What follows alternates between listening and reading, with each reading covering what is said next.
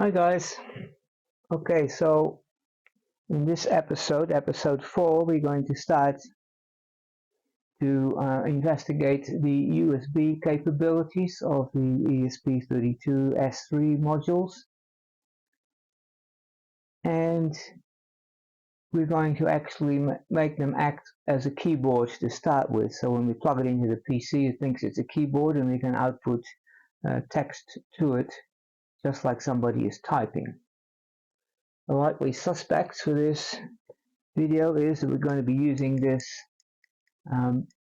Espressif ESP32-S3-USB-OTG module. Here I've got a Seed Studio ESP32-S3 XIAO, and this one here I did a little video on it already. I bought a couple of those from Temu. They had special over the Christmas period with free shipping, and these were like $10 each, and they've actually got twice as much memory in them as this thing has. It's got 16 megabytes instead of 8 megabytes, and it has 2 ports on there as well. It's got a if you look at the back there, I don't know if you can read it, but this says COM. That's for this one goes to a chip to the serial input on the ESP32, so you can use that for serial monitoring for programming. And here we have a USB port that we can program and use as a output, which we will be doing today.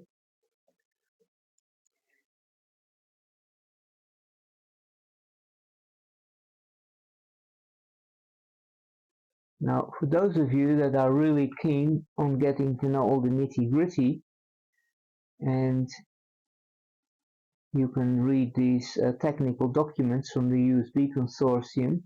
This is the original USB 2 specification, which was written in 2000, and you will get confusing diagrams like this, and I guarantee you that if you have problems sleeping, that if you read about 10 pages of this, you will be fast asleep because it is so boring.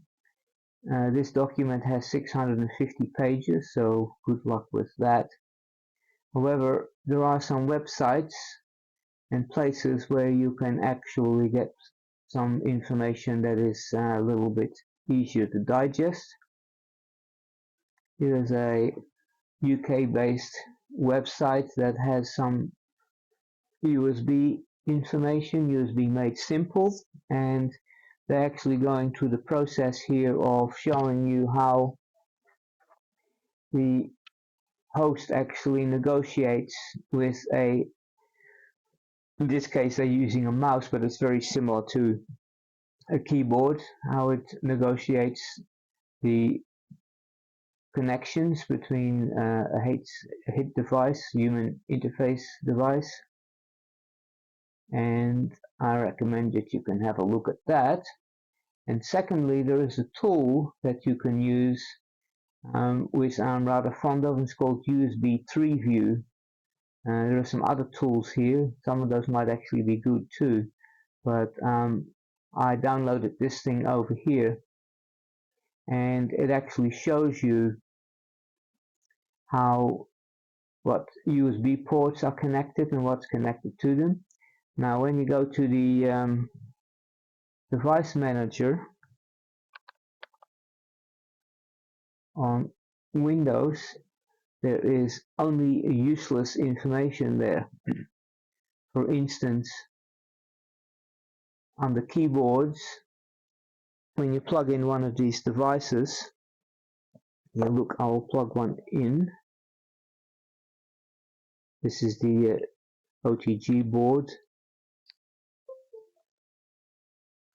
See, now there are suddenly 5 keyboard devices, but how do you know which one we just plugged in? You can go to details and you can look at the hardware IDs. Well, it's certainly not this one. I happen to know that the hardware ID is a different number, is the last one.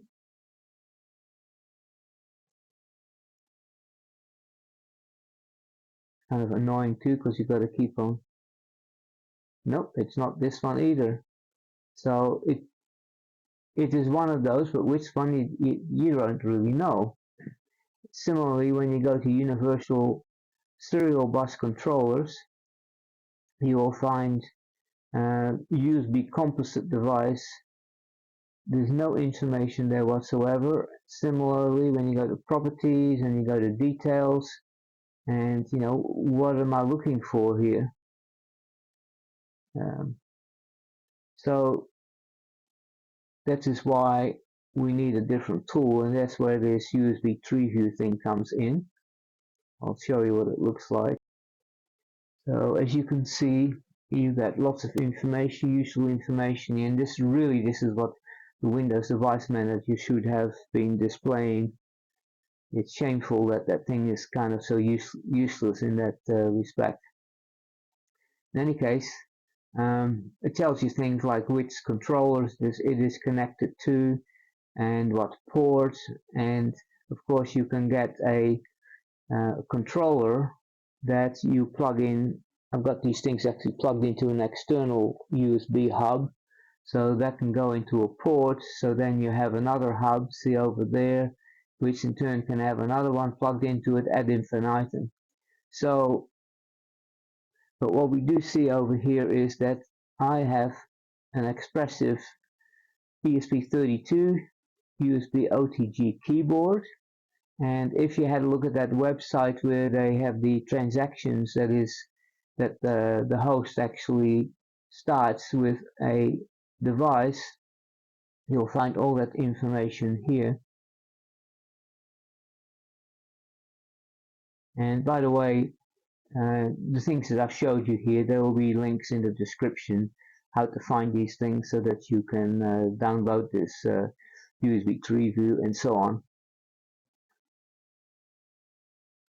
So here we are in PlatformIO, and I've created some code here which suits the three little boards that I've shown you. And this code here, this PlatformIO ini, is actually right now set up for the USB OTG board, and I have also uploaded it to the XIAO ESP32-S3 board, and also I have put it on that that new Chinese board that I got from Temu, which is the YD ESP32-S3. And as you can see, for this one I just got one library, which is for the TFT device, and the other two libraries that we are using are actually built into the development environment already. The libraries that we're using over here, SPI of course is there. This one we did import, TFT ESPI that you saw in the platform ini there. It's over here as a libdep, and USB is there by default, and USBHIDKeyboard is there by default. So as I said, this particular library here, which is over here, has the necessary information in it for it to be able to communicate as a keyboard. And what they've done is, there's a guy here, Peter Barrett. He originally took the Arduino version of keyboards that only works with certain Arduino boards, and he's made it work with ESP32. So good on him. And it includes some other libraries, USBHID, human interface device, and so on. And it actually has the special keys to find, key left shift, left control, and so on, up arrow, down arrow, function key 1 up to function key 24. And also these are the keyboards normally have the LEDs on there, so when you get a message from the the host saying turn on the num lock or caps lock, then you can pick those up as well, and whatever you want to do with those. In any case, it has a couple of methods over here in the class that there's write. You can write a whole buffer, press, that's like, and he's put comments in there, which is actually good, which it calls, which also must be, oh, this comes from the Espressif company themselves. So this makes the ESP talk to the firmware inside, and this actually does the protocol. Anyway, so as I said, luckily for us, they've done those libraries. So all we had to do in this code over here is, now I've hooked up a, for the others I've hooked up a button, but the USBHID board of course has got built-in buttons, and it happens to be on GPIO 0.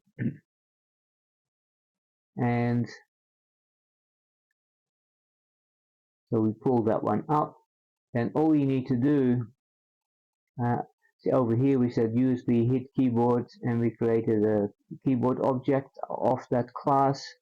So all we needed to do here was say keyboard begin and USB begin, and then we are using the little TFT display to display some text here. Press OK button, but we're not here to look at that. We're interested in the keyboard class. So we have a keyboard print line. This was typed by the ESP32-S3.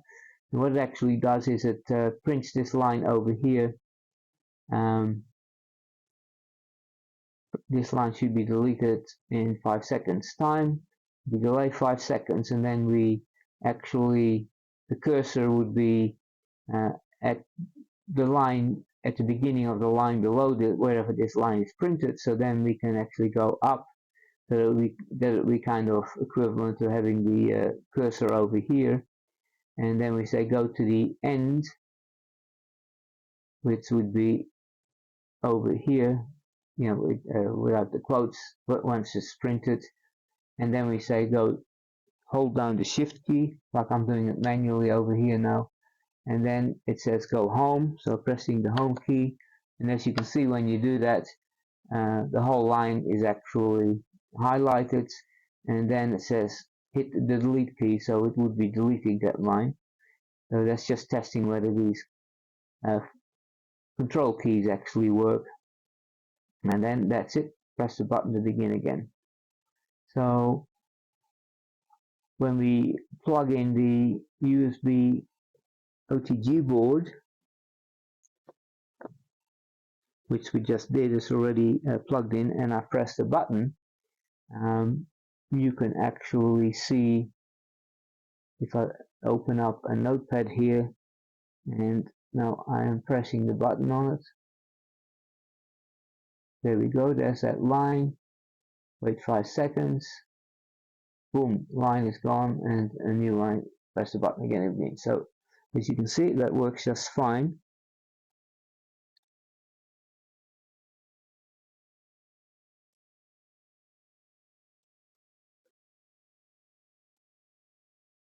So that was this USB OTG version, and it was running off this USB device port, which is a USB type A port on this board here, which is very convenient. It has all the sockets here. This is the host version, which we'll be using to actually plug a keyboard in, to go the other way in one of our next videos, what we will be doing. So then we have this board over here. This is my special test board. I got some switches connected to those pads. This is the OTG pad. We will be no doubt using that when we go to the try and use it as a host. And this is a little switch which we're not going to be using. This is used only when you are running this thing off the external power, so you plug it into the 5-volt thing, so that's of no significance. But I've got a little button on a little PCB over here that is connected to this thing, and now this thing has 2 ports on it as well. The OTG actually has 3, but this one has 2, and this one over here goes through that little chip, as you can see that, and it's got some LEDs, and that actually is the UART bridge. So this one is actually used for uploading code and for looking at the serial monitor. So we could plug that in. These are both USB-C ports, but this one over here is a direct communication port, so that one is actually the one that is going to be emulating the keyboard, and we can plug that in at the same time, and we will find that we can actually run both of those ports at the same time. And to test that, I put some serial code in there.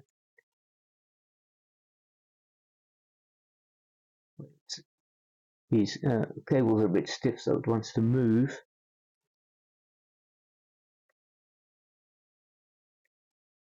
Okay, we'll do it for now. Alright, so in order to make that board work, we will go to PlatformIO, and we would comment out this line here. We will uncomment this one because I created a board file for it. If you look at the other video on this little board, I just got them for about $10 each at Cameroon. They are pretty good. I'm thinking of getting a few more actually. And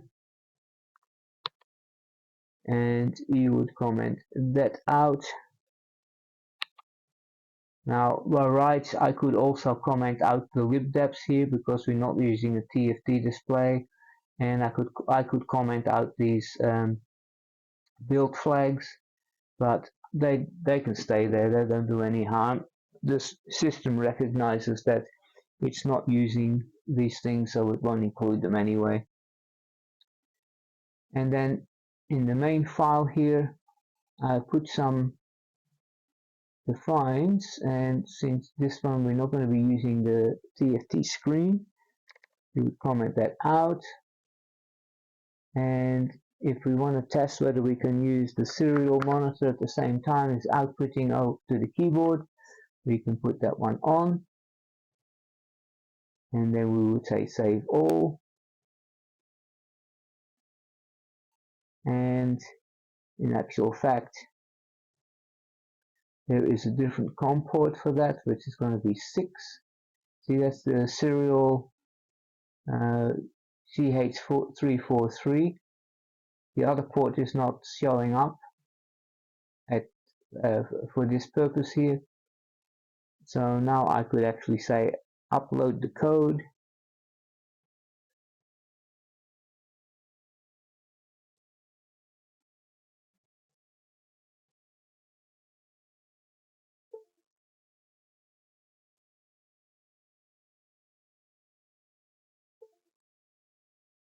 So those little noises are actually showing that it will now be showing up.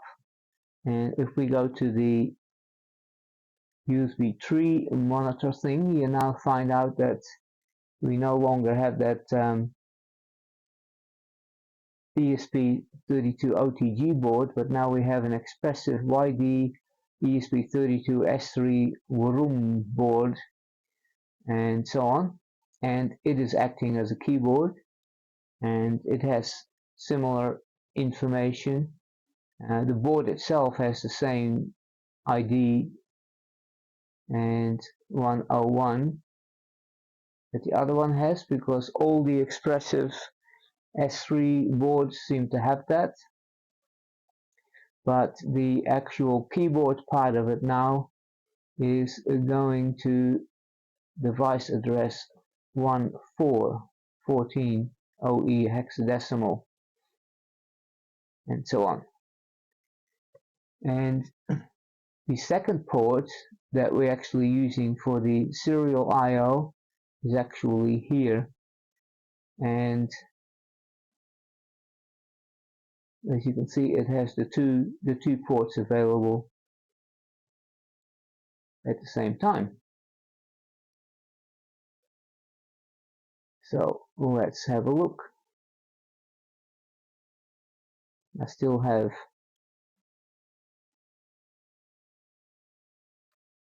let's get rid of the packs from the other one.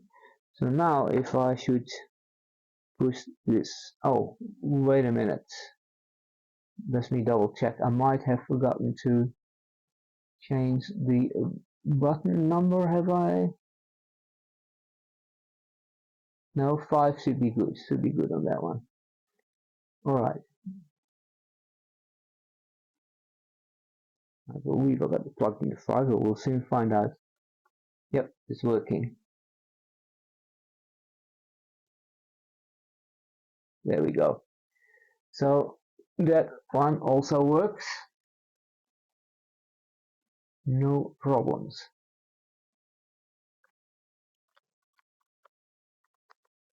Alright. I closed it. Silly me. Okay. Now, the next one, I'm gonna unplug these guys. The next one we're going to look at is this little XIAO board. Now this one is of interest because it's also an S3, but it only has one little Type-C port on it, and that poses a little bit of a problem, but nevertheless it works. So I'm not actually going to download the code, but what happens is the code is, as soon as I plug it in, the keyboard code I've already uploaded it will run straight away, and this port over here is going to identify itself immediately as a keyboard, and you won't be able to do any uploads to it or look at the serial monitor. And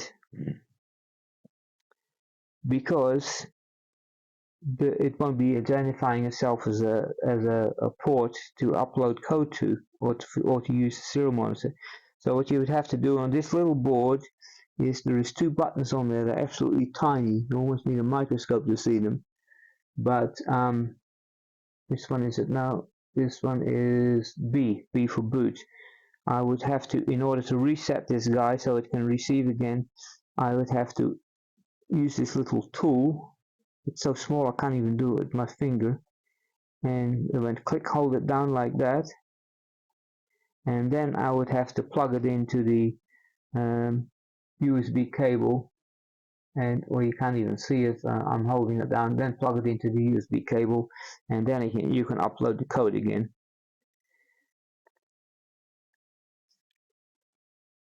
Okay, so the one thing we've got to check is the actual monitor, didn't we, on the last board? But you can trust me, it does work.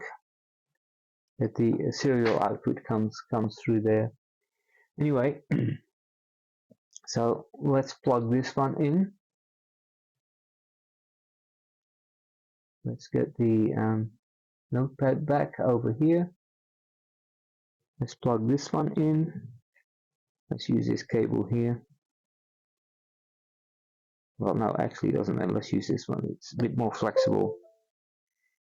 Alright, so if we look again with our tree view, now we see that port 4 has an Espressif Studio also acting as a keyboard. Same thing, its device address is 15, and pretty much the same deal. And as you can see, the keyboard device has its own VID and PID, which is the identifier.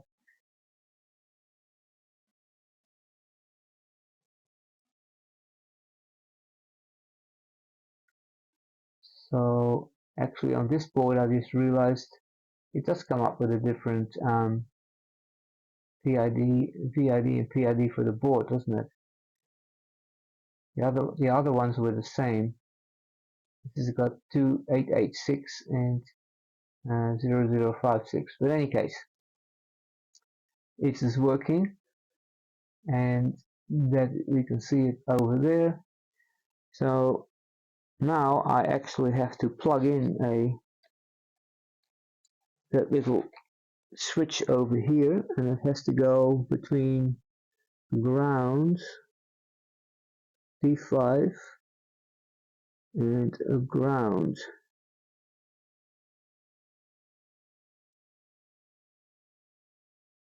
This ground.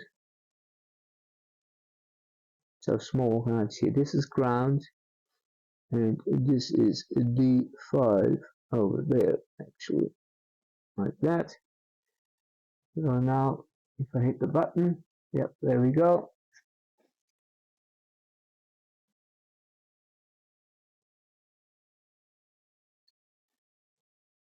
Push it again, just in case I had off the camera.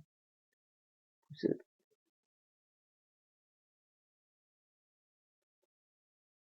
Yep, push it as many times as I like. So that is it. Nope. So this is how you can actually use any one of these little ESP32 boards as a keyboard, but it also works with many other boards. A couple of years ago I did a little project using an Arduino Nano, which is also able to act as a keyboard. So you would use different library. Arduino itself has a keyboard library, keyboard.h or something, but it works similarly. Anyway, so that is how these little ESP32-S3 boards can be used to output to a keyboard. And next, I'm going to do the same thing using Bluetooth.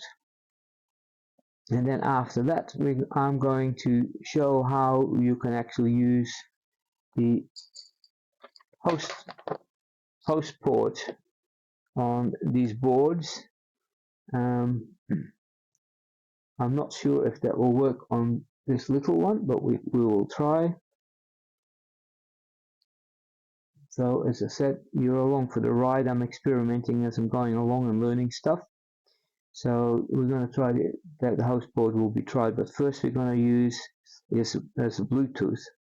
So what I've got in mind is to actually input the keyboard on the host and then output it via Bluetooth, and then go and make changes to the key codes and all that kind of stuff. And anyway, we will see that coming up in a future video when we put it all together, what we've learned from these boards. So don't forget to subscribe and to ask to be notified when there is new videos in this series, so that you don't miss out and you can actually see them one by one. There are 3 other videos already. There is episode 1 where we generally talk about these boards that we're going to be using.